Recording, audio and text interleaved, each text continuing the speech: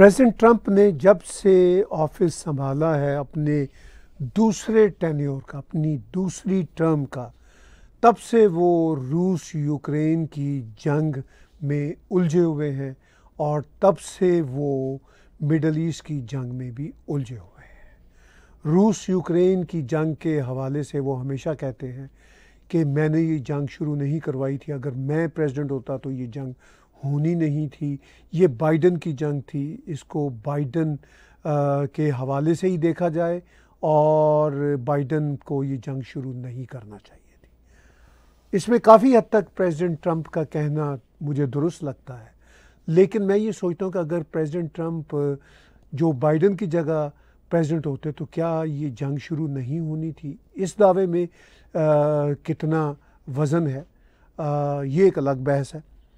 लेकिन बहरहाल president Trump ने जब ऑफिस संभाला था तो ये कहा था कि वो ऑफिस संभालते ही 24 घंटे के अंदर अंदर ये जंग ख़त्म करा देंगे। अब प्रेसिडेंट ट्रंप के चेहरे से उनकी फ्रस्ट्रेशन साफ दिखती है कि 24 घंटे तो क्या, अब उनको ऑफिस संभाले 7-8 महीने का समय हो चुका है और ये जंग टलती हुई नज़र नहीं आती। आज जब मैं ये व्लॉग रिकॉर्ड कर रहा हूँ 14 जुलाई को, तो प्रेसिडेंट ट्रंप मिले हैं नेटो के चीफ मार्क रूटे से और उन्होंने उनकी मौजूदगी में ओवल हाउस में बातचीत करते हुए रिपोर्टर्स को बताया कि वो प्रेसिडेंट पुतिन को 50 डेज़ का अल्टीमेटम दे रहे हैं। अगर 50 डेज़ के अंदर अंदर उन्होंने जंग ना ख़त्म की, जिस तरह उनका कहना है कि उन्होंने हमारे साथ बहुत पीस डील की सी बातचीत कर ली थी 2 महीने पहले, लेकिन वो नहीं हो सकी। उन्होंने कहा अगर इन नेक्स्ट 50 डेज़ अगर उन्होंने इस जंग को ना रोका और यूक्रेन पे हमले बंद न किए तो मैं उन पर बहुत ही ख़तरनाक टैरिफ्स लगा दूंगा आफ्टर 50 डेज़। तो वो जो जंग रोकने की बात 24 घंटों के अंदर कर रहे थे, 7 महीने गुजर जाने के बाद भी फर्दर 50 डेज़ का नोटिस दे रहे हैं। और प्रेसिडेंट ट्रंप के 50 डेज़ वैसे ही बड़े लंबे होते हैं। उन 50 डेज़ के बाद इस बात की क्या गारंटी है कि प्रेसिडेंट ट्रंप अपने ही अल्फाज वापस नहीं लेंगे। अभी लेस दैन 30 डेज़ बिफोर की बात है कि 16 जून को वो कनाडा में G7 के समिट के लिए मौजूद थे, तो तब वो G7 के लीडर से बातचीत करते हुए कह रहे थे कि बड़े दुख की बात है कि आप लोगों ने रशिया को G8 से निकाल दिया था। रशिया को वापस आना चाहिए G7 में और फिर उसको G8 बनना चाहिए। यानी अभी 1 महीने से कम मुद्दत के समय में वो रशिया के लिए इतने सिंपैथेटिक थे और रशिया के ऊपर सैंक्शंस हटाने की बातें वो जब से ऑफिस में आए थे तब से वो कई बार कर चुके थे। तो सूरत हाल प्रेसिडेंट ट्रंप के हवाले से बड़ी अनप्रेडिक्टेबल और ना समझ आने वाली होती है। यही बातें वो ईरान और गज़ा के बारे में कहते रहते हैं। कभी कहते हैं गज़ा को मैं एक रिजॉर्ट बना दूंगा, फिर वो कहते हैं कि गज़ा को टेररिस्टों से पाक कर देंगे, फिर वो कहते हैं कि ईरान के न्यूक्लियर साइट्स पे हमने इस तरह के हमले किए कि ऑब्लिटरेट कर दिया है पूरे का पूरा उनका न्यूक्लियर प्रोग्राम। लेकिन फिर इतलात आ रही हैं उनके अपने अमरीकी ज़राए से, उनकी अपनी अमरीकी हुकूमत के इदारों से कि इतनी बड़ी तबाही नहीं हुई। तो प्रेसिडेंट ट्रंप किस तरह की दुनिया as the president of the United States of America आगे तश्कील देना चाहते हैं, क्योंकि अमेरिका का दुनिया के आर्किटेक्ट पे बहुत बड़ा इम्पैक्ट होता है।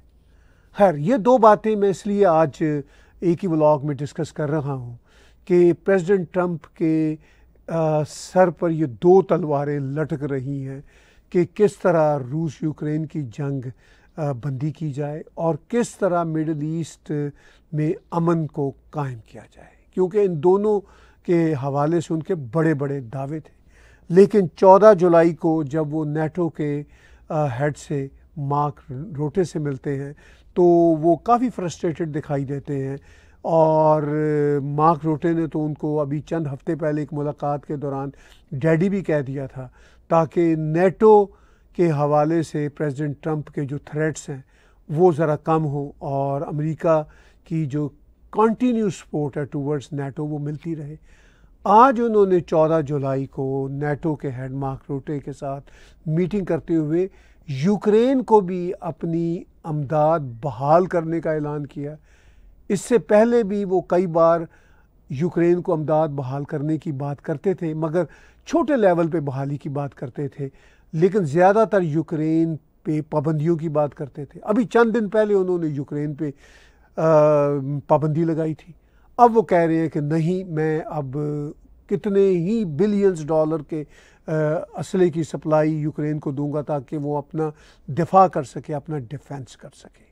बहरहाल किस तरह वो प्रेसिडेंट पुतिन को एक तरह से धमकी दे रहे हैं कि 50 डेज़ बाद मैं आपके ऊपर बड़े सख्त तरीन टैरिफ्स लगा दूंगा। सुन लीजिए इस वीडियो क्लिप में। Doing very severe tariffs if we don't have a deal in 50 days. Tariffs at about 100%. You'd call them secondary tariffs. You know what that means. But today we're going to talk about something else. And as you know, we've spent $350 billion approximately on this war with Russia and Ukraine. And would like to see it end. It wasn't my war. It was Biden's war. It's not my war. I'm trying to get you out of it. And we want to see it end. And I'm disappointed in President Putin because I thought we would have had a deal 2 months ago, but it doesn't seem to get there. So based on that, we're going to be doing secondary tariffs if we don't have a deal in 50 days. It's very simple. And they'll be at 100%. And that's the way it is. That can be more simple. It's just the way it is. तो president Trump की आपने 14 जुलाई की बात सुन ली, जिसमें वो ये कह रहे हैं कि अगर 50 दिन के अंदर अंदर रशिया ने हमारी बात ना सुनी तो मैं उनके ऊपर 100% टैरिफ्स लगा दूंगा। अब मुझे नहीं पता कि 100% टैरिफ रशिया के ऊपर कितना इम्पैक्ट डालेंगे, इसलिए कि रशिया पे तो ऑलरेडी अमेरिका की हज़ारों की तादाद में सैंक्शंस लगी हुई हैं। तो क्या ये बात बुराई बात है? क्योंकि इस वक्त रशिया का ट्रेड भी अमेरिका के साथ नहीं है और उनके ऊपर हज़ारों की तादाद में सैंक्शंस हैं। तो उन सैंक्शंस के होने की वजह से रशिया पे कितना असर पड़ेगा प्रेसिडेंट ट्रंप की इस धमकी का, आई एम नॉट श्योर। लेकिन फिर साथ साथ उन्होंने वो बातें भी दोहराई जो मैं अभी पीछे कह रहा था कि ये वार बाइडन की शुरू की हुई थी, मेरी तो ये जंग नहीं थी, और मैं तो 2 महीने पहले पुरुमीद हो चला था कि शायद कोई ना कोई सीज़ फायर हो जाए यूक्रेन और रशिया के बीच, और वो नहीं हुआ। और अब जो है मामला वो और बिगड़ गया है। और फिर उनका ये कहना कि हमने, यानी अमेरिका ने $350 बिलियन यूक्रेन को दिया और इस जंग में अब तक हमने ख़र्च किया। अब ये जो $350 बिलियन का नंबर है, ये भी बड़ा कंट्रोवर्शियल नंबर है।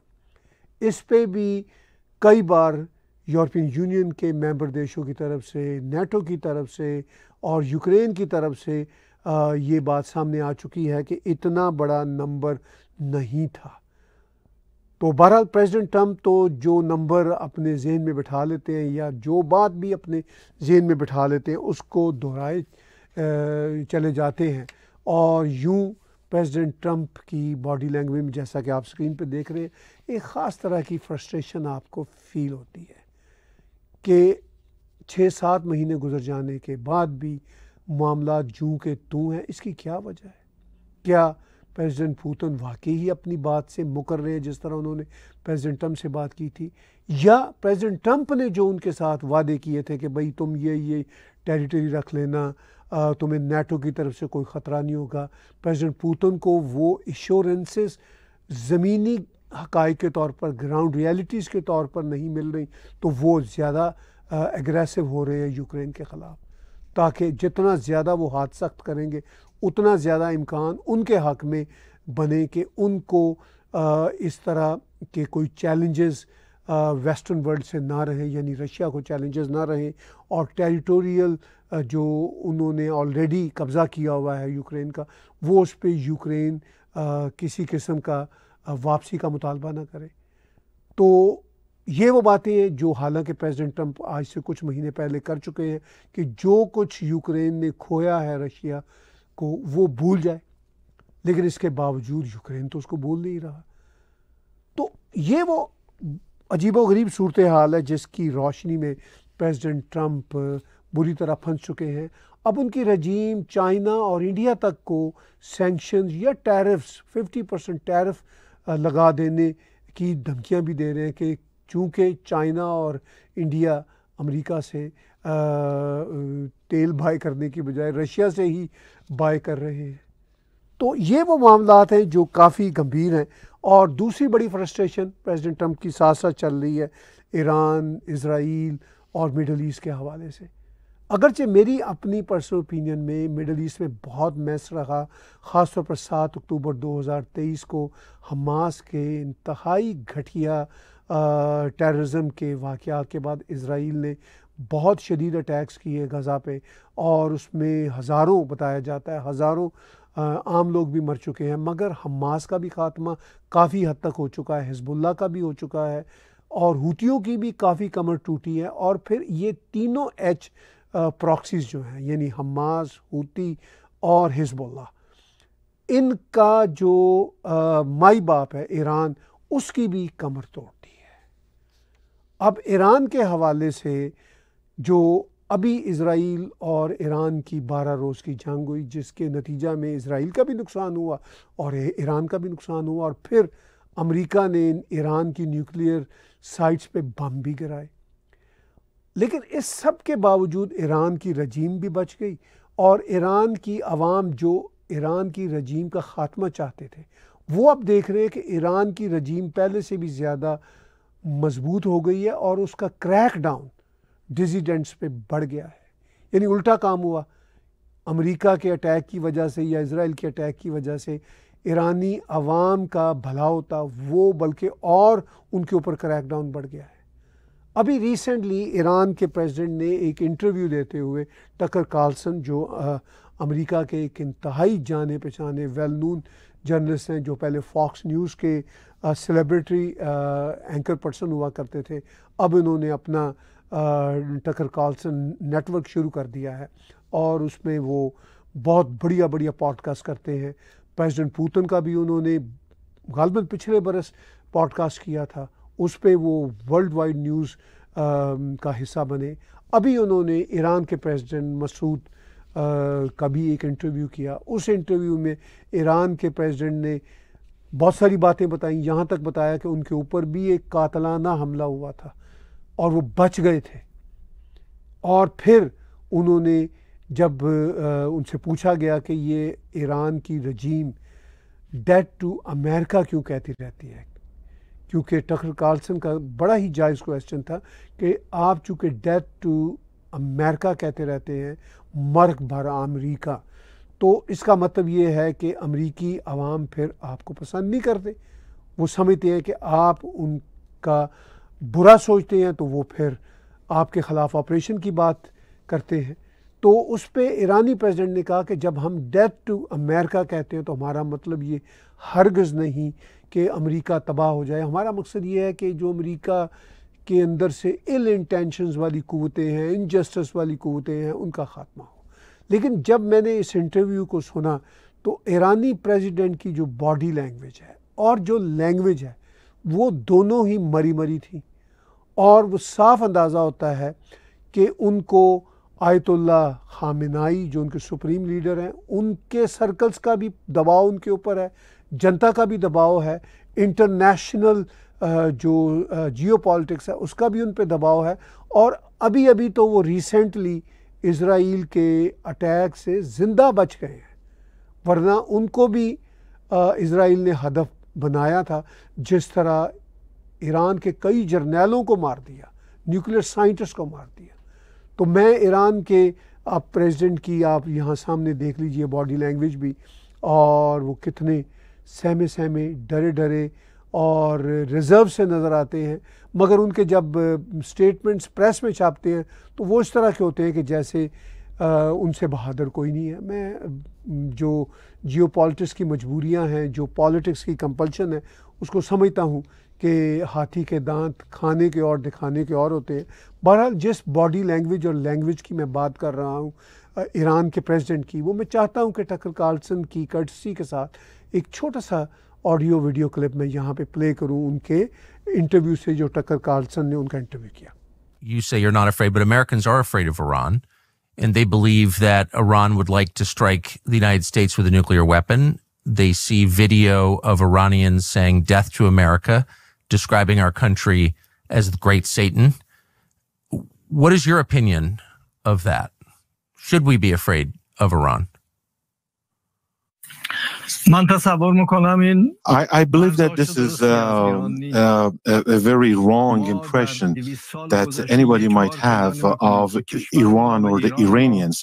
I would like to remind you that Iran has never invaded another country in the last 200 years. When they say death to the United States, it doesn't mean death to, they don't mean death to the people of the United States or even to the officials of the United States. They mean death to crimes, death to killing and carnage, death to supporting killing others, death to insecurity and instability.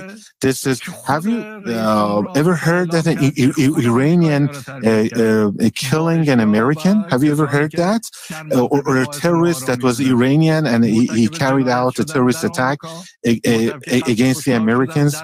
No, it was your president who confessed that the Americans created the ISIS in our region, and they were responsible for this wrong image that is portrayed of religion or the Muslims in the world. तो interesting बात यह है कि Tucker Carlson जब fox channel पे काम करते थे तो वो ईरान की हर रजीम के बहुत बड़े क्रिटिक होते थे. लेकिन टकर कार्लसन ने जब से अपना नेटवर्क कायम किया है तब से वो प्रेसिडेंट पुतिन और अब ईरानी प्रेसिडेंट और बहुत सारे ऐसे लोगों के ना सिर्फ इंटरव्यू कर रहे हैं बल्कि उन इश्यूज़ पे रिफ्लेक्ट हो रहे हैं जिन इश्यूज़ पे वो फॉक्स चैनल के एंकर पर्सन की हैसियत से बिल्कुल मुख्तलिफ तरीके से रिफ्लेक्ट किया करते थे. आई अंडरस्टैंड कि हम में से बहुत सारे पत्रकार लिखने वाले इवॉल्व होते हैं और इवॉल्व होते रहते हैं. I understand that. I don't mean to criticise Tucker Carlson. मैं सिर्फ और सिर्फ वो जो पुराना इनका मंज़र था वो इनके नए मंज़र के साथ जोड़ रहा हूँ. तो सिचुएशन ये है कि इस इंटरव्यू में ईरान के प्रेसिडेंट ने बहुत सारी बातें की हैं. अभी जो छोटा सा मैंने इस इंटरव्यू का क्लिप आपके साथ शेयर किया, उस क्लिप में भी वो कहते हैं कि भाई जब डेथ टू अमेरिका की बात है तो हमारा मकसद ये नहीं है कि हम कोई अमेरिका का बुरा चाहते हैं. हम जो अमेरिका की जो इल इंटेंशन क़ुव्वतें हैं उनका बुरा समझते हैं, उनका बुरा चाहते हैं, इसलिए हम डेथ टू अमेरिका कहते हैं. जब हम डेथ टू अमेरिका कहते हैं तो हम उनको टारगेट कर रहे होते हैं. खैर ये एक बहुत ही फ़नी और बेवकूफ़ाना बात है, जैसे चूरन चटाने वाली बात है जो ईरान के प्रेसिडेंट कर रहे हैं. When they say death to America they mean to destroy America. तो अब मैं ये भी मानता हूँ कि अमेरिका के अंदर भी ऐसे बहुत सारे एलिमेंट्स हैं जो चाहते हैं कि ईरान डिस्ट्रॉय हो. लेकिन ईरान डिस्ट्रॉय क्यों हो या अमेरिका डिस्ट्रॉय क्यों हो, ये अहमकाना सवालात हैं, ये अहमकाना पॉलिटिकल स्टेटमेंट्स होती हैं. इम्पॉर्टेंट बात ये है कि ये जो रजीम्स हैं जैसे ईरानियन रजीम है, इस तरह की बहुत सारी रजीम्स हैं दुनिया में जो अपने ही लोगों के लिए परवाना मौत होती हैं. यानी ईरानियंस का जो परसिक्यूशन हम 1979 से अब तक देख रहे हैं, उनके ह्यूमन राइट्स के एब्यूसेस ईरान की रजीम्स की तरफ से, पहले ख़मीनी सुप्रीम लीडर थे, अब ख़ामेनाई है. तो इन सुप्रीम लीडर्स की मौजूदगी में फिर ये जो वहाँ पे पपेट प्रेसिडेंट बनते हैं ईरान में, ये जो हुकूमतें हैं ईरानी सरकारें, ये अपने ही लोगों की ज़िंदगियों को तबाह व बर्बाद कर रही हैं, उनकी आज़ादियों को सलब कर रही हैं.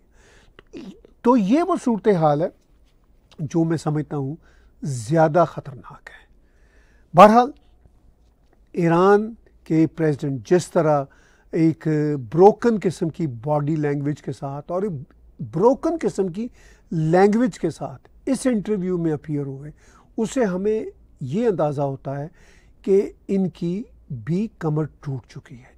बहुत हज़ारों की तादाद में सैंक्शंस ईरान पर भी हैं, और उन सैंक्शंस के साथ साथ अभी जो ईरान और इज़राइल की जंग हुई है और जो इनकी न्यूक्लियर साइट्स पे अमेरिका के हमले हुए हैं, इससे ईरान की रजीम भी हिल गई है। बल्कि इन दो वाक़यात से ज़्यादा अगर ईरानी हिले हैं तो इनकी लीडरशिप के बड़े अहम लोगों को इज़राइल ने टारगेट करके उनके घरों के अंदर उनको मारा है।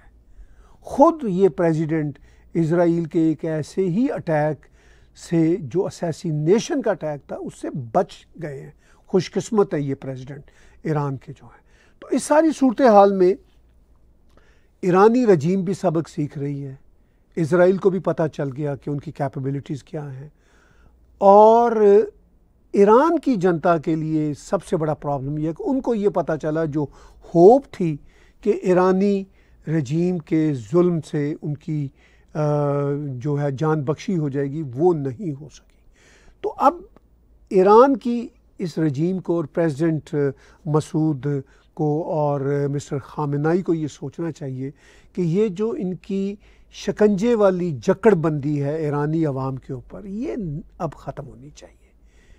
जब तक ये ख़त्म नहीं होगी, ईरान जो तेल से माला माल मुल्क है, जो एक अजीम सिविलाइजेशन है, वो तरक्की नहीं कर सकता जब तक ये रजीम अपने ही लोगों पे जुल्म को ख़त्म नहीं करती। तो वो रजीम्स, इसमें मैं पाकिस्तान का भी नाम लेना चाहूँगा, जैसा कि वो पश्तूनों के साथ, बलोचों के साथ जुल्म कर रहे हैं कई दहाइयों से। तो जो भी रजीम, जो भी हुकूमतें अपने लोगों पे जब जुल्म ढाती हैं, वो रजीम्स कभी भी अपने लोगों में पॉपुलर नहीं होती और वो आगे कामयाब तरीके से गवर्नेंस के निज़ाम को नहीं चला सकती। तो दुनिया के जो मामलात हैं वो बहुत गंभीर हैं, और आज अगर हम 14 जुलाई के व्लॉग में देखें तो प्रेसिडेंट ट्रंप ने सख्त किस्म के सैंक्शंस लगाने की, टैरिफ लगाने की बातें की हैं। प्रेसिडेंट ट्रंप ये बातें हर रोज़ करते हैं, लेकिन उनकी फ्रस्ट्रेशन भी हम उनकी लैंग्वेज से और बॉडी लैंग्वेज से देख सकते हैं। वही फ्रस्ट्रेशन हम ईरानी लीडर्स की लैंग्वेज और बॉडी लैंग्वेज से भी देख सकते हैं, और कहीं कहीं हमें ये फ्रस्ट्रेशन नेतन्याहू के यहाँ भी उनकी लैंग्वेज और बॉडी लैंग्वेज से नज़र आती है, क्योंकि उनके ऊपर उनके अपने मुल्क से बहुत रेजिस्टेंस का सामना करना पड़ रहा है। तो दुनिया के ये जो पहलू हैं, जो मैं समझता था कि आज के व्लॉग में प्रेसिडेंट ट्रंप की स्टेटमेंट के बाद, और ख़ास तौर पर टकर कार्लसन का इंटरव्यू जो भी चंद रोज़ पहले आया था, उसकी रोशनी में ये जो दो बड़े चैलेंजेस हैं प्रेसिडेंट ट्रंप को, कि किस तरह वो मिडल ईस्ट में अमन कायम कर सकें या अमन कायम करवा सकने में अपना किरदार अदा करें, और किस तरह यूक्रेन और रूस के बीच जंग बंदी करवा सकें। अब हम देखते हैं कि आने वाले 50 दिनों में क्या दुनिया के रंग सामने आते हैं, जियो पॉलिटिक्स की क्या सूरत बनती है, और प्रेसिडेंट ट्रंप उसमें अपना क्या किरदार अदा कर सकेंगे, जिनकी बिना पे जो चैलेंजेस उन्हें आज फेस करना पड़ रहे हैं वो ऑलमोस्ट 50 डेज़ बाद कैसे होंगे। ये वो मंजरनामा होगा जो आप भी देखिएगा, मैं भी देखूंगा, और मेरा ख्याल है हर रोज़ हमें इस मंजरनामे के हवाले से हिंट्स मिलते रहेंगे, और हर रोज़ आप और मैं ये कंसर्न्स शेयर करते रहेंगे। आप टैग टीवी का यूट्यूब चैनल को सब्सक्राइब कीजिए, मेरे पर्सनल चैनल को सब्सक्राइब कीजिए, और अगर आप हमारे सोशल मीडिया के पेजेस और हैंडल्स को सब्सक्राइब कर सकें, फॉलो कर सकें, शेयर कर सकें तो ज़रूर कीजिए। बातचीत आपके साथ होती रहेगी। बहुत बहुत धन्यवाद, बहुत बहुत शुक्रिया।